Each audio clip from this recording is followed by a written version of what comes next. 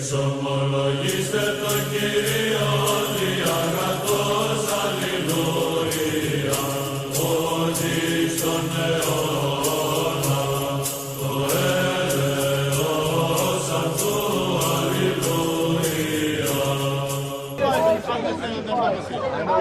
There's one Bible. So the 6 books are extra, or the 6 books of the Catholic Bible are the same? These books are the same. Are they the same? You believe in them? You don't believe in them? Okay, I respect it.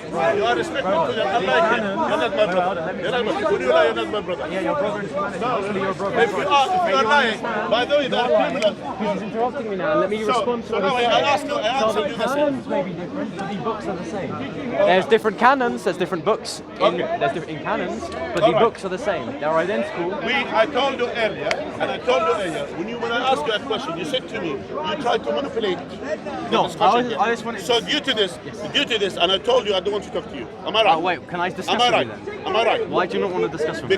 Because you were saying rude, you were rude. That's it. Wait, so that's how was I being firstly, you interrupt. Firstly, I didn't welcome you in the discussion. So, can you welcome me into the discussion now? Now here, what are the topics of the discussion before we start? So you said to the woman. No. I want you to leave what I said to the woman. Leave what I said to I the want woman. you to ask you about the veil of Allah. If that's fine. The veil of Allah.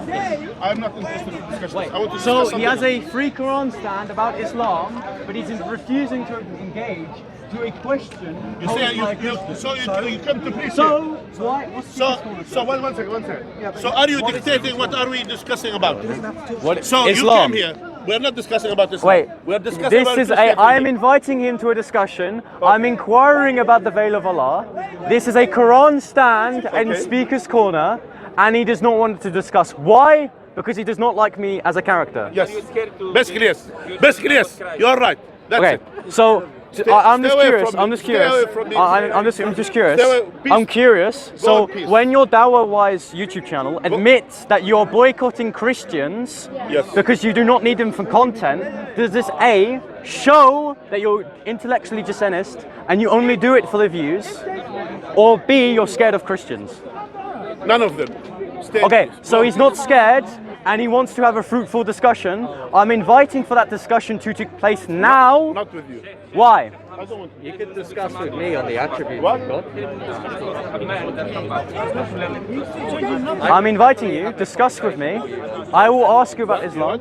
I would happily have a discussion with you on God's attributes. Why are you wearing a mask? I'm wearing a mask because what I say is more important than who I am. I prefer to talk to someone with You prefer to someone to just like talk you. about who's less I have no learned. problem to show my face to you. I have no So let's- problem to speak to you, but who we are doesn't matter, but what we say matters. Truth isn't person dependent, but it's dependent upon the evidence in which Because you saw here, I rejected many people who came with a veil, who came with covering their face. I rejected many people due to this because I prefer someone comes through with a discussion. No problem, because if you are genuine about what you're talking about, what's the problem showing your face? Do you think that the truth of an interlocutor is dependent upon who they are or on what they say? It depends. Here, it depends. If someone is so scared to show his character, showing his face, that means there's something wrong in the What person. if someone just doesn't want to show their face because they don't want to build themselves up to be a macho personality like many other people at the corner? Okay. What if what someone says is actually more important than who they are? Because got me, if come I in. was to You say... got me, come in. Okay, cool. Would you like to discuss on... Can I ask you a question? Since you came here, our platform, I was here. Yeah. I didn't go to you, Okay, I asked you a question over there. Yeah. Can I ask you the question, are Allah's attributes really distinct from his essence? It depends what you mean by Allah's attributes, and it depends. Here, what we know. Okay, so for example, Ar-Rahman. Okay, now here you're dictating now. Okay, sorry, you go ahead. So, when we're talking about the attributes of Allah, they are attached to Him. For example, when we talk about Ar-Rahman, He is the one with His mercy, Tabarak wa Ta'ala. Yes. So it is attached to Him. It is His essence. Now, some of the attributes of Allah, they call essence attribute of Allah, which is related to Him, and some of His attributes which is related to His actions. Yes. For example, that God is a creator in His essence. He's a creator. And as well, when He creates things, when God creates things, this part of His action. So can you please Okay. Give some gap, please. You close to me. Come. Fair enough. No, I mean, why? I don't want someone behind me. Okay, I'll see. Yeah. So God's actions, are they necessary or I contingent? don't feel comfortable by you be behind me. Why? If you can, I just don't feel comfortable. Okay, so can I stand here? Just stand there. So I like to see people, my opponent on the other Yeah. side. Yeah. No, Are God's actions necessary or contingent? Are these actions modally indiscernible? Now here, going back to the point, when we don't need to go into philosophical discussions in terms It's a of. philosophical question, to be fair. So that's why for us, where my school of thought is, we don't go into philosophical argument in terms of talking about the divine, rather than to go to the concept of the divine, to God. Firstly, we know that God is, for example, is all-knowing, all-powerful, has independent will. And by the way, after finishing these questions, I need to ask some questions, yeah? Yeah, so but I would like to finish this dialogue with you. For how long? Because I don't want to keep it Because long. I want to get to the bottom of this, because So, you say... so here, I didn't finish it. Okay. So what I'm saying, where I came from, what I study. For example, we know that the attributes of Allah is either related to His essence. For example, God is, has a face that befits His majesty and glory. God has hands that befits His majesty and glory. That's what we believe as Ahlul Sunnah. And as well, we believe God is merciful, tabarak wa ta'ala, in terms of His essence. God is a creator in terms of His essence, and so on and so forth. Now, when it comes to the action attribute of Allah, when He does things, when He do things, so those are related to His actions. For example, when God initiated creating something, this is an action attribute, yeah? And we don't say it's distinct from Him. We say when He creates something, that is something which is His action. That's what He did. Now, there is a consequence of that action, which is the creation, etc. And as well, when we go to the point of in terms of His, for example... I'm just noting down what you're saying. Yeah. So then write it down, maybe in the future. So, and then as well, when we talk about His actions, which is certain actions of Allah Azza wa Jal, for example, His speech. God speaks in terms of His essence. And as well, when He initiates some speech, this become an action of Allah Azza wa Jal. And even that, as simple as that, we don't go into these philosophical arguments, rather than we go to the root and the bottom of the point to say these are action attributes of Allah, and this is related to His essence. Okay. So that's what I said to depend. Okay, so you started off what you said by saying we don't philosophize about these things. The problem with that is you've made multiple philosophical statements about God.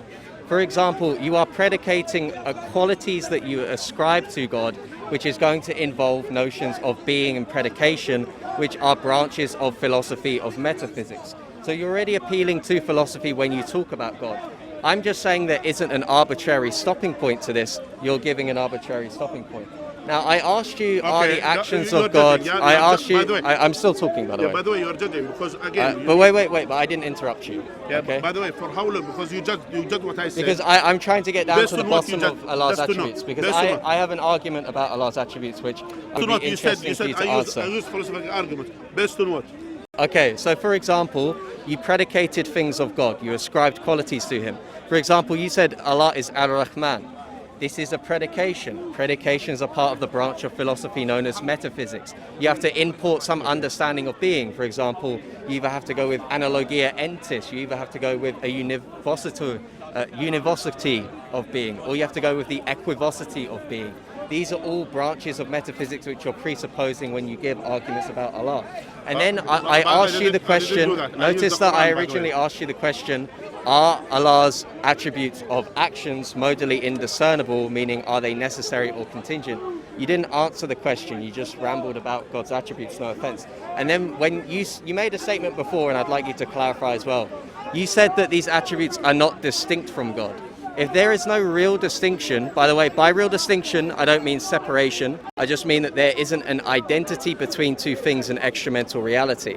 If there isn't this lack of identity between two things in extramental reality, then God would be identical to Al-Rahman, God would be identical to being all-powerful, and this wouldn't be the Sunni Aqidah, this would be a Shia Aqidah of divine simplicity, which is what I'm going to argue for in this conversation. Okay. So would you say there is a real distinction between Allah and His attributes? To the point. You see here, you just only judged based on what you know rather than based on what I know. When I'm using my argument, I didn't use philosophical arguments. I use what God has described Himself in the Quran. So I use the Quran as a source of information. So when God described himself as a Rahman, so we use that Allah has said about himself as a Rahman. When Allah said that وَكَلَّمَ اللَّهُ مُوسَى تَكْلِيمًا, that Allah has spoke to Moses in speech, that means God has the attribute of speech. So he spoke to Moses and Moses heard him, which means it's speech. So that's why it's not a philosophical argument. It is something that Allah has said something, and he has said it to who? To his prophets and messengers, peace be upon them. And similarly, for example, when Allah has described that he has created Adam with his two hands, so we use back again what Allah has described himself. I didn't go into any philosophical argument. I didn't open any book of philosophy to tell you this. I'm using solely the Quran as a source of information, and to say to you, this is what God has described himself in the Quran, and we will use this. We will not go into this. Are they distinct or are they not distinct? Because God didn't tell us this. But to your information as well, it doesn't matter who agrees with the Sunni Aqidah, with our Aqidah, or it doesn't matter who agrees or disagrees. It matters what we believe in. We believe Allah as a Rahman, and that He is the merciful one, which is describing himself and describing his attribute as a Rahman. And describing what are you saying, bro? That's all. So we said this. I think you are not focused. Go on. I broke down what you said. I'm direct. No, don't run away. Because but what did you say? I said don't run away from the discussion. I would like to have a discussion with you. I'm noting down what you said. Since you said this, I'm gonna run away. Okay, so you're gonna run away. So you don't want to answer that Allah's attributes. Because when you are rude, I will say to you, go in peace. You said that you don't use philosophical notions for God, but you predicated multiple things of God using. Did I go into personal things about you? You said that I was distracted because I was writing things on my phone. I asked you if that's okay. So that's why. I think that you're looking for an excuse to get out of this discussion. I don't need to have an excuse. Okay, so why then use an excuse to flee from the discussion? When someone worshipping Allah, I would like to actually give a response to what you've said. You worship a human being. So for me, okay, so let me respond to what you've said. For me and okay, let's ad hominem fallacies. Let's talk about the actual topic that we're talking about. So you've accused me. Okay, you've answered, and now I'm going to respond to your answer because your answer is incoherent. You said that you've not made any philosophical notions about God, but you have said things in this discussion. God has a hand. God has a face. God has two right hands. God is Ar-Rahman. When we say these things, we are imploring philosophical notions such as the philosophy of language. So, for example, when I say a word, the word in itself doesn't contain inherent cognitive statements, but the word is pointing towards something in reality. So what we are doing when we say God is Ar-Rahman, we are imploring something about being, and we are predicating that of God. You're using philosophical presuppositions. Now, when you say that Allah has two right hands, what does two right hands mean? Is it a non-cognitive statement? Can you not access the cognition of the statement? Go in peace. What does two right hands mean? Go in peace. Okay. So you don't want to have a debate with me? I'll shake your hand. Okay, you don't want to shake my hand because someone greeted me and I turned to greet him. That's why. I think you're looking for an excuse not to discuss, but God bless you, my friend. If you don't want to do that, that's fine. All right, let's wrap up here. Can I take the camera somewhere? Which one is your camera, and I'll move on. Those ones are yours. Take that. All right, we'll wrap up somewhere then. Okay, can we just push back a bit so I'm not interrupting him? So I asked him, are Allah's attributes really distinct from his essence?